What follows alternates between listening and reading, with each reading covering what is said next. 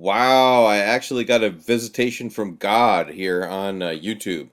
The God of Skepticism, at least. I had a vision. So normally it's not really such a great idea to wrestle with a god. Usually, if you go up against a god, you kind of lose. But I'm going to actually wrestle with a God of Skepticism here because sometimes if you actually wrestle against a god, you can actually win. So the Bible has a story. This is a picture of that story. This is the picture of a Jacob wrestling with the angel, and Jacob actually wrestled with God, and he won, and he got a new name, Israel. Israel actually means he has wrestled with God and prevailed. So maybe I can actually. Usually, it's kind of dangerous to go against a god, but this is the God of skepticism. So I was thinking, maybe the best way to worship the God of skepticism is to actually not believe in skepticism, right? Maybe an atheist is like the most devout adherent of the God of skepticism. So, with that in mind, I'm going to go ahead and be brave here. I'm going to actually like wrestle with a God of skepticism here. So, okay. Now, how would you actually wrestle with a God? I mean, you're not going to overpower the God, right? So, the best wrestling technique I think to use with a God is judo. You use the God's own moves against him, right? So that's how I'm going to do with the God of skepticism. So okay, God of skepticism, let's talk here, okay? Um, I'm going to grant, okay, that you can give me every thought in my brain. I'm going to grant that every belief I have is gotten directly from you, and I'm going to grant all of your points, okay?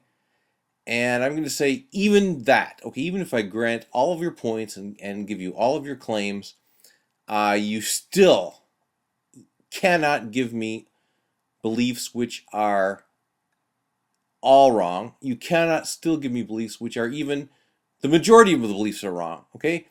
Even if you're controlling every single one of my beliefs, even if you are a God, you have to actually give me beliefs which are in large part correct beliefs, real beliefs, true beliefs that I can actually count on.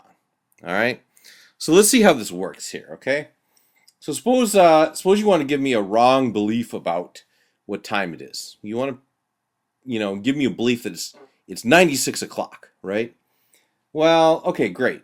That's wrong on so many levels, right? First of all, there's no such thing as 96 o'clock. There's most you get was 24 o'clock, right? Because it's like 24-hour time. But um, you know, so it's wrong in that there's not 96 hours in a day, so that's wrong.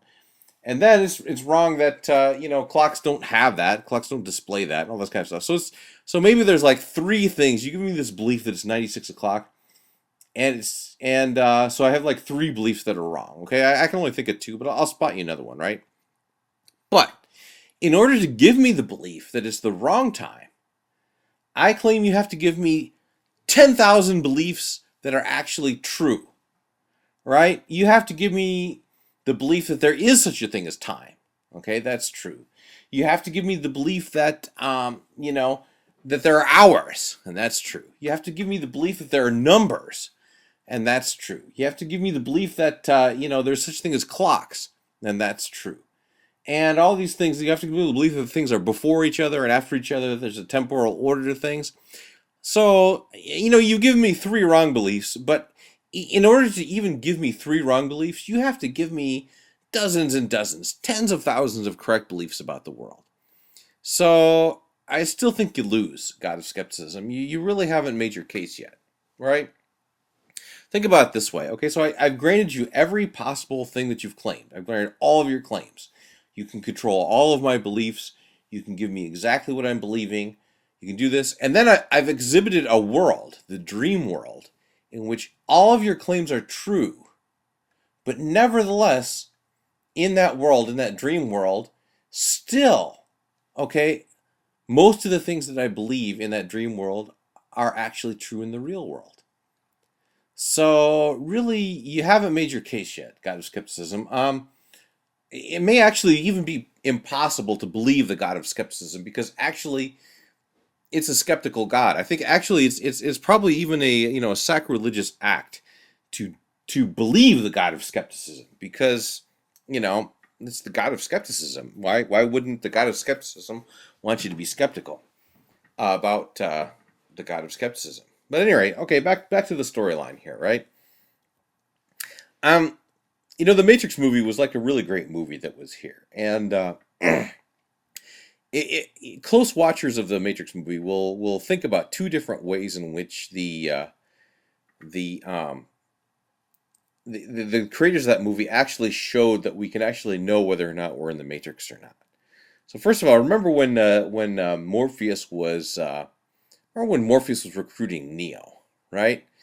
He said, there's something wrong. There's something wrong with the world here. It's like a splinter in your mind. You feel it when you pay your taxes.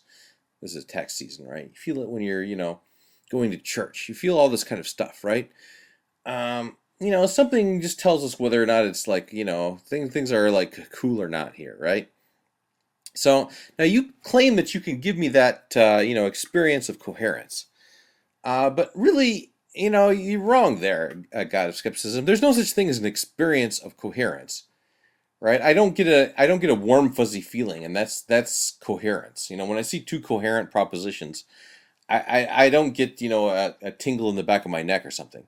So there's no such thing as an experience of coherence. What there is there's coherence of experience. So one experience coheres with another one, and I claim that if you want to give me an incoherent experience, you can do that. But in order to create an incoherent experience, you have to create tens of thousands of coherent experiences as a context for that. You can't really create completely, an entire series of incoherent experiences, all of which are completely incoherent with each other. Otherwise, you just drive me insane.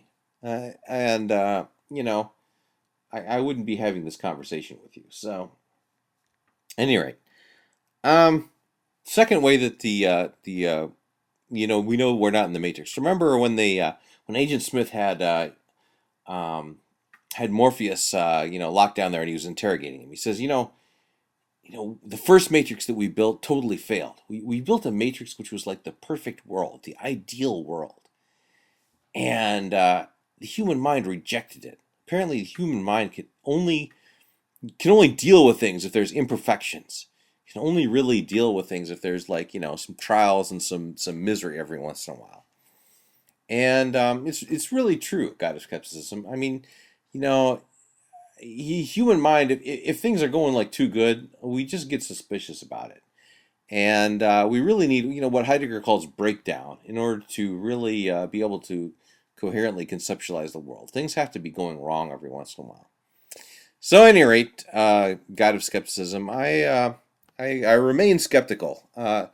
You've proven to me that you can actually, um, any particular one of my beliefs might be wrong, but you still haven't made your case. Even if you control my mind, even if you control everything I think, even then, okay, I still claim that even if you feed me every single one of my beliefs, you can't feed me mostly wrong beliefs.